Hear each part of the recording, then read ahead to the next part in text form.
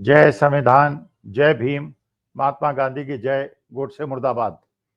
बिहार के चुनाव के रिजल्ट्स करीब करीब फाइनल हो गए और ये रिजल्ट्स बिल्कुल उसी प्रकार से हैं जैसे महाराष्ट्र के थे। शरद पवार जैसे दिग्गज नेता 20 सीटों के आसपास निपट गए, उद्धव ठाकरे जैसे दिग्गज नेता 20 सीटों के आसपास निपट गए, कांग्रेस भी निपट गई। 75% सीटें भारतीय जनता पार्टी को मिली, भारतीय जनता पार्टी के गठबंधन को मिली। एकनाथ शिंदे जो मुख्यमंत्री थे उप मुख्यमंत्री बन गए। हरियाणा के अंदर ब्राजीलियन मॉडल ने 22 वोट दे दिए। जहां कांग्रेस की पक्की विक्ट्री तय थी वहां पे भारतीय जनता पार्टी की सरकार बन गई। राहुल गांधी कागज पेश करते रहे, सबूत पेश करते रहे, जवाब नहीं दिया गया। और बिहार के अंदर आज जो स्थिति स्पष्ट हो रही है उससे 3-4 निष्कर्ष मैं निकाल पा रहा हूं, एक एक करके आपके सामने पेश करता हूं। नंबर 1, कितना भी हम लोग हाँक लें कि मराठा लोग, महाराष्ट्र के लोग बड़े वीर हैं, छत्रपति शिवाजी के इलाके के लोग हैं, हरियाणा के लोग बड़े जीवट वाले हैं, और उसके बाद हमारी आशाएं स्थानांतरित होती रहें और फिर हम कहें कि बिहार एक अलग प्रकार का प्रदेश है और बिहार में वो नहीं होगा जो महाराष्ट्र और हरियाणा में हुआ है, लेकिन जब बिहार में हो जाएगा उसके बाद कहेंगे कि साहब ये बंगाल में नहीं होगा। लेकिन ये बंगाल में भी होगा, ये तमिलनाडु में भी होगा, ये केरला में भी होगा, ये तेलंगाना में भी होगा और ये कर्नाटका में भी होगा। तो पहला निष्कर्ष तो मैं ये ड्रॉ करता हूं इस बिहार के रिजल्ट से कि ममता दीदी को अपना त्यागपत्र दे देना चाहिए और कहना चाहिए कि मैं अगला चुनाव नहीं लड़ूंगी, टीएमसी अगला चुनाव नहीं लड़ेगी और भारतीय जनता पार्टी इतना पैसा क्यों खर्च करने की आवश्यकता है, वहां पे भी भारतीय जनता पार्टी अपनी सरकार बना ले। तमिलनाडु में भी इसी प्रकार के गणित होंगे, अंगणित होंगे, एसआईआर होगी, वोट कटेंगे, जुड़ेंगे, Brazilian model, American model, New Zealand की मॉडल, ऑस्ट्रेलियन मॉडल वोट डालेंगी। दिल्ली के लोग जो वोट डाल के गए थे बिहार में वोट डाल के जाएंगे, फिर वहां से बंगाल जाएंगे, वहां से तमिलनाडु जाएंगे, ऐसे लोग 2-3 लाख होंगे। जितनी वोटर्स की संख्या होगी उससे ज्यादा वोट पड़ेंगे। ये सब होगा और तमिलनाडु भी भारतीय जनता पार्टी की सरकार बनेगी। ये राइटिंग ऑन द वॉल है।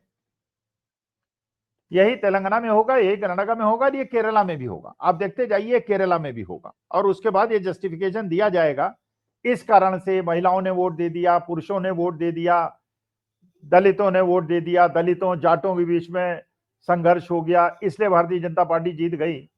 लेकिन मेरे ख्याल से आज के तारीख में पहला निष्कर्ष तो ये निकलना चाहिए कि भारतीय जनता पार्टी की सरकारें हर राज्य में बनने वाली हैं, केंद्र सरकार भी भारतीय जनता पार्टी के हाथ में रहने वाली है। और ये आशंका लोग व्यक्त कर रहे थे कि बिहार के अंदर नीतीश कुमार को एकनाथ शिंदे बना दिया जाएगा महाराष्ट्र की तरह, और अभी तक कुछ लोग ये आशा रख रहे हैं कि वो नहीं बनेंगे एकनाथ शिंदे। वो एकनाथ शिंदे बन गए हैं, एकनाथ शिंदे बन गए। क्योंकि अगर आप बाइफर्केशन देखेंगे एनडीए के अंदर तो बीजेपी सिंगल लार्जेस्ट पार्टी बन गई है। अगर बीजेपी की जीती हुई सीटों को एलजेपी में जोड़ा जाएगा, हम में जोड़ा जाएगा और उपेंद्र कुशवाहा की सीटों में जोड़ा जाएगा तो उनके पास 117-118 सीटें हैं। इसका माने उन्हें करीब 6 सीटों की आवश्यकता होगी। और यह व्यवस्था उन्होंने पहले ही कर ली है कि किस प्रकार से जेडीयू को तोड़ा जाएगा, और उसके लिए संजय झा और ललन सिंह पहले ही वहां बिठा दिए गए हैं, नीतीश कुमार को किनारे लगा दिया है। और उसके बाद जेडीयू को तोड़कर, अगर नीतीश कुमार ज्यादा उछलने का प्रयास करेंगे, उसको तोड़कर भारतीय जनता पार्टी अपना मुख्यमंत्री बना देगी। अगर भारतीय जनता पार्टी को लगेगा कि इससे मैसेज गलत जा रहा है और नीतीश कुमार के वोट बैंक के आधार पे थोड़ा बहुत उनको लड़ने का एक मौका मिला है, इसकी वजह हो सकता है कि उनसे कहें कि साहब आप कहीं के गवर्नर बन जाइए, उपराष्ट्रपति बन जाइए और बिहार की राजनीति से नहीं हटाएंगे क्योंकि आपको ऊंचा पद दे देंगे, लेकिन अब मुख्यमंत्री तो भारतीय जनता पार्टी का बनेगा। और इसी कारण से अमित शाह ने इलेक्शन के पहले कह दिया था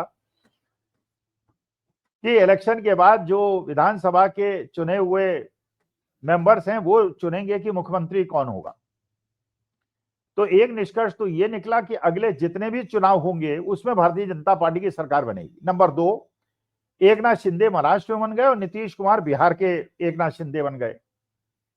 तीसरा निष्कर्ष ये निकलता है कि चाहे आप कुछ भी कहिए, चाहे आप कुछ भी कहिए और उसके बाद उसको जस्टिफाई कीजिए कि किसकी वजह से एनडीए की जीत हुई है, लेकिन ये वास्तविकता है कि एनडीए की जीत महाराष्ट्र में हुई, मध्य प्रदेश में हुई, राजस्थान में हुई, हरियाणा में हुई, बिहार में हुई, बंगाल में होगी, तमिलनाडु में होगी, केरला में होगी, तेलंगाना में होगी, कर्नाटका में होगी, हिमाचल प्रदेश में होगी।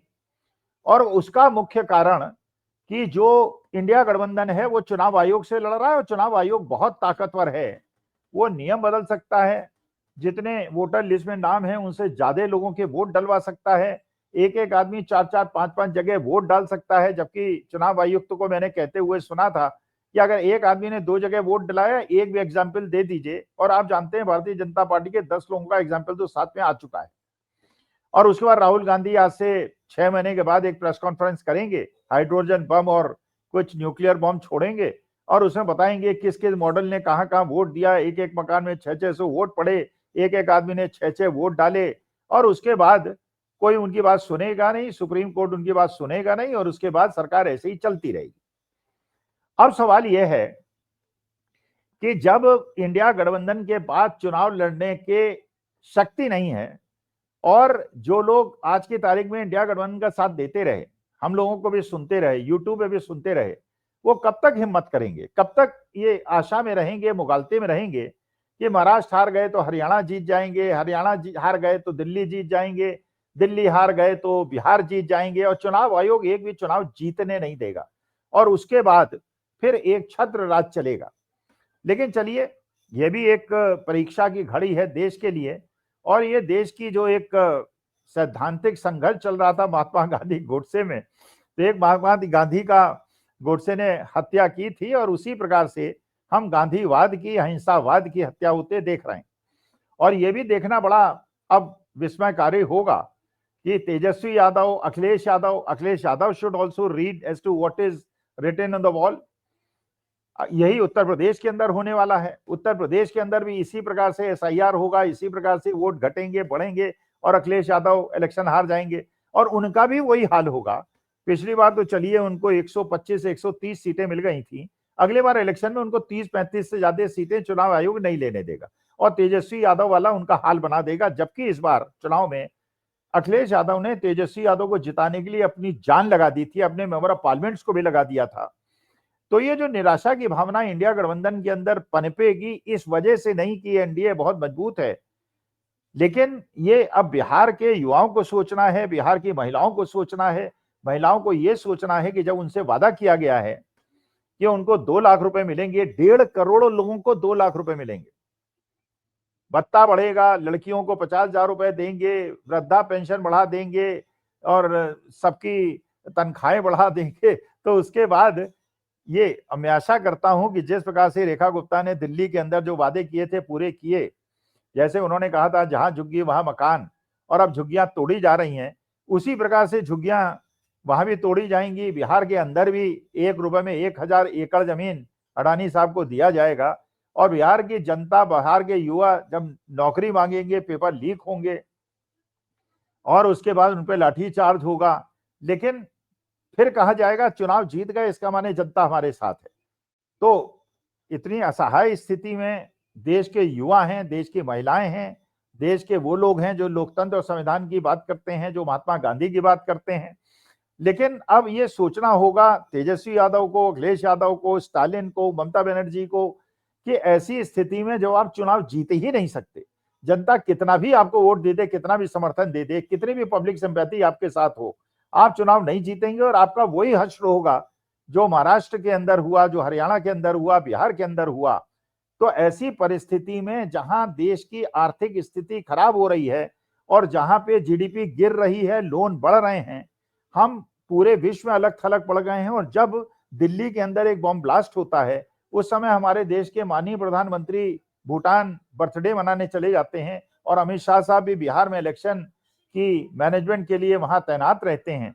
ऐसी परिस्थिति में और चुनाव आयोग चुनाव भारतीय जनता पार्टी को ही जिताएगा, और उसके बाद हमारे साथ भी लोगों की सुनने की क्षमता कम हो जाएगी, तो उसके बाद जो भी रेजिस्टेंस है खत्म हो जाएगा। लेकिन अब देखना है, हमने तो सुना था भगवान कृष्ण ने कहा था यदा यदा ही धर्मस्य ग्लानिर्भवति भारतो अभ्युत्थानम धर्मस्य तदात्मानं सृजाम्यहम्। तो देखें भगवान कृष्ण ने जो वादा किया था वो पूरा करते हैं कि नहीं। नहीं तो हमारी जो डेस्टिनी है वो हमको दिख रही है। मेरी तो उम्र बहुत ज्यादा हो गई, लेकिन देश के युवाओं की डेस्टिनी मुझे दिख रही है। अब नौकरियों की बात ना करें, अब सेना में अग्निवीर होंगे, अब लोगों को नौकरी के बदले में लाठियां मिलेंगी। अब जो 10,000 मिल गए औरतों को वो मिल गए, अब कोई पैसा वैसा नहीं मिलेगा। और उसके बाद बिहार से श्रमिक ट्रेन चलेंगी जो गुजरात जाएंगी, वहां की इंडस्ट्रीज को सस्ता लेबर उपलब्ध कराएंगी, और चुनाव आयोग के माध्यम से हर स्टेट के अंदर भारतीय जनता पार्टी की एक छत्र राज होगा, सिंगल लार्जेस्ट पार्टी भी बनेगी और अपनी सरकार भी बनाएगी, और वहां के रीजनल पार्टी जिनके कंधे पे चढ़ के वो सत्ता में पहुंची है उनको नीचे से हटा देगी। ये एक एक राज्य में होगा।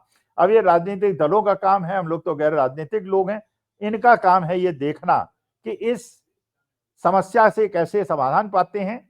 और शेयर मार्केट ने भी अपना रुख स्पष्ट कर दिया है। जब शेयर मार्केट आज गिर गया है, जबकि परसों 1% बढ़ा था, कल थोड़ा गिरा था, आज ज्यादा गिरा है, तो उससे भी लगता है कि मार्केट बहुत परेशान है कि जब लोकतंत्र की इस प्रकार की स्थिति वो देश के अंदर देख रहा है और मूक असहाय होकर देख रहा है, तो तेजस्वी यादव क्या करेंगे, लेट अस सी। अच्छा, रिजल्ट्स में और भी चीजें बड़ी स्पष्ट हो रही हैं।